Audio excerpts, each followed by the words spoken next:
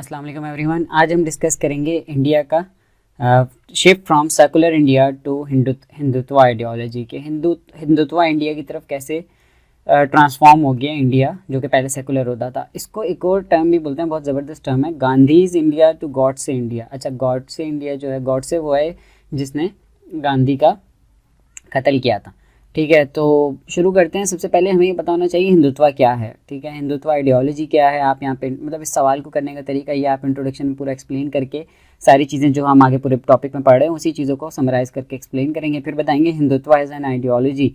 It's an ideology sprouted in the India 1920s में ये ideology आई थी। It was influenced by Nazi and Mussolini's Italy. वो जो नाजीज़म और ये सारी की जो वेव चल रही थी ना, उससे इन्फ्लुएंस थी ये भी।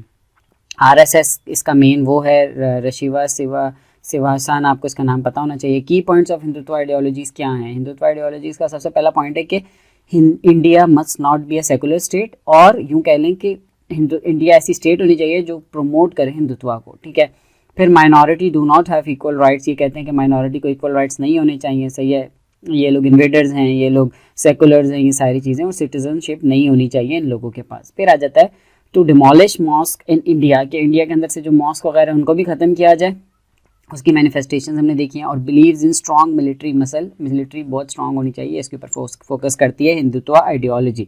अब हम ये देखेंगे कि आरएसएस एंड बीजेपी कनेक्शन। आपको सवाल करते हुए बताना होगा कि आरएसएस और बीजेपी का क्या कनेक्शन है। ये जो आरएसएस जो बनी थी शुरू में 1920s में, जिसने हिंदुत्व की आइडियोलॉजी को फ्यूल किया था, उसका बीजेपी के साथ क्या कनेक्शन है। तो सबसे पहले majority of the BJP leaders are trained members of the RSS.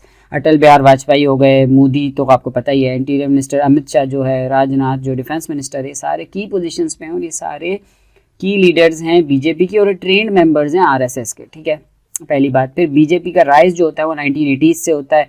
Bharatiya Janata party, आपको इसकी फुल फॉर्म तो पता ही होगी। RSS was band after Gandhi's killing. ये बात भी हो गई, हमें पता है कि गांधी की जब किलिंग हो गई, गॉडसे ने किल किया, तो फिर आरएसएस बैन हो गई। फिर रीसरफेस विद न्यू नेम्स के साथ ही वापस सामने आनी शुरू हो गई, जैसे हमारी टेररिस्ट ऑर्गेनाइजेशंस करती हैं। फिर 1984 से 85 के अंदर state assembly of the Gujarat, एक असेंबली के अंदर बीजेपी मेंबर्स इलेक्ट हुए, 4-5 उसके बीजेपी के मेंबर्स थे। सही है, 1980 में वही बीजेपी मेंबर्स बढ़ते गए, 89 सीट्स हो गई उनकी गुजरात में, और इसी तरीके से उन्होंने हिंदुत्व आइडियोलॉजी को प्रमोट किया। और अल्टीमेटली बाबरी मॉस्क वाला जो पूरा इंसिडेंट हुआ था वो भी वहीं पे हुआ था, और 1992 के अंदर बाबरी मॉस्क को डिमोलिश कर दिया गया, जो बीजेपी के अंडर ही हुआ था। फिर 2002 के अंदर massacre of the Muslims, Gujarat के मुस्लिम्स का जो मैसेकर हुआ था वो भी काफ़ी फेमस है। 2000 से ज़्यादा मुस्लिम उसमें से शहीद वगैरह हुए थे, मतलब उन्हें मारा गया था 2002 के अंदर। ये भी पूरा हिंदुत्व आइडियोलॉजी के अंदर आ जाता है। तो आरएसएस और बीजेपी का हमने कनेक्शन ऐसे एक्सप्लेन किया है कि आरएसएस बीजेपी प्रमोट जो हुई है ना, वो आरएसएस की आइडियोलॉजी के अंदर ही प्रमोट हुई है, और सारे इंसिडेंट उनके लीडर्स हो गए, उनकी जो पावर में आना है वो भी बीजेपी ने हिंदुत्व आइडियोलॉजी के रेफरेंस से ही अपने आप की पावर हासिल किया। फिर रिसेंट बीजेपी के जो इंसिडेंट्स हम बताएंगे कि the last 8 years role of Modi क्या रहा है। The secular image of India जो है ना, वो बैडली टार्निश हो गया, सेकुलर इंडिया अब नहीं रहा।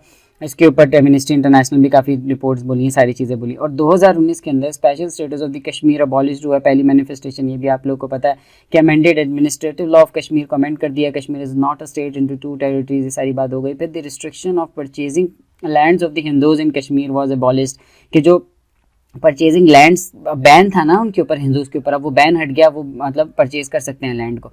ठीक है, फिर सिटीजन, इसके पीछे सीन ये है कि ये मतलब हिंदू मेजॉरिटी को बढ़ाना चाह रहे हैं और मुस्लिम माइनॉरिटी को कम करना चाह रहे हैं। फिर ये आ गया सिटीजनशिप अमेंडमेंट एक्ट जो 2019 में आया था। इससे ये क्या होता है, ऑल सेकुलर्स फ्रॉम जो साउथ एशियन नेबर्स थे या जो भी सेटल हुए थे ना 2015 तक आके इंडिया के अंदर, उनकी सिटीजनशिप खत्म करने की बात हो रही है। और उसके अंदर बोला जा रहा है कि अपने ओरिजिनल डॉक्यूमेंट्स लेकर ना, ऑब्वियसली सबके पास ओरिजिनल डॉक्यूमेंट्स नहीं होते।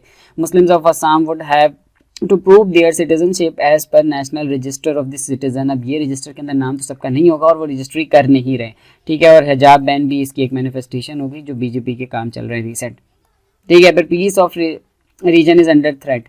अब यहाँ पे पॉइंट हम आखिरी ये रखेंगे कि इसकी वजह से हो रहा है कि इसकी वजह से पीस जो है ना, वो रीजनल पीस थ्रेटन हो गया। ठीक है, एक्सपेंशनिज्म का जो आइडिया, इंडिया का हेजेमोनी का आइडिया, उसकी वजह से साउथ एशिया के अंदर पीस खराब हो रहा है। S-400 इंडिया ने खरीदे हैं। ठीक है, फिर इंडिया न्यूक्लियर के ऊपर वर्किंग कर रहा है, अपनी स्ट्रेटजी बना रहा है, उसकी जो डॉक्ट्रीन्स हैं वो सारी थ्रेटन कर रही है पाकिस्तान की सिक्योरिटी को, और ओवरऑल रीजन के अंदर इंस्टेबिलिटी क्रिएट हो रही है, क्योंकि साउथ एशिया के अंदर 3 न्यूक्लियर पावर्स एक साथ बाउंड्री रखती हैं। ठीक है। फिर strengthening defence muscle of India, अब जस्ट डिफेंस मसल है, एक तो एक्सपेंशन करने की स्ट्रेटेजी चल रही है कि एक्सपैंड करेंगे सारे, ग्रेटर इंडिया हेजिमॉन पावर बनाएंगे इसको रीजन के अंदर, और India is the only power that can contain China, इस तरह की सारी जो बातें चल रही हैं। फिर स्ट्रेंथनिंग डिफेंस मसल का मतलब है अब डिफेंस के ऊपर इन्वेस्टमेंट करनी है, ठीक है, डिफेंस की कैपेबिलिटी बनानी है, वो आई रिकनेसेंस और IAS, वो जो आगे हम देखेंगे वो सारी चीज़ें US के साथ मिलकर बहुत ज़्यादा काम कर रहा है इंडिया उसके ऊपर। फिर कश्मीर के अंदर जो एक्शंस 2019 के अंदर जो आर्टिकल रिवोक किया 35A और 370, वो सारे जो आर्टिकल्स रिवोक करके एक स्पेशल स्टेटस कश्मीर का ख़त्म किया गया, उससे भी हमें ये नज़र आ रहा है कि इसकी वजह से अल्टीमेटली पाकिस्तान को इशू है और पाकिस्तान और इंडिया के दरमियान रीजन के अंदर पीस थ्रेटन होगा। फिर एरियल स्ट्राइक्स इन पाकिस्तान जो 2019 में की, पुलवामा अटैक हो गया, फिर आगे 2-4 और अटैक्स हुए, फिर इसी तरीके से growing defence partnership with the west, जो कि अभी मैंने बताया कि डिफेंस पार्टनरशिप बढ़ती जा रही है। तो आज हमने बेसिकली एक लेआउट देखा था हिंदुत्व आइडियोलॉजी का, कैसे आप शुरू करेंगे, कैसे इसको ख़त्म करेंगे, लेकिन आगे मैं इसकी डिटेल एक्सप्लेनेशन बताऊंगा और क्यों ये कंसर्न है पाकिस्तान का, वो दूसरी वीडियो में हम डिस्कस करेंगे। तो thank you so much for listening. अल्लाह हाफिज़।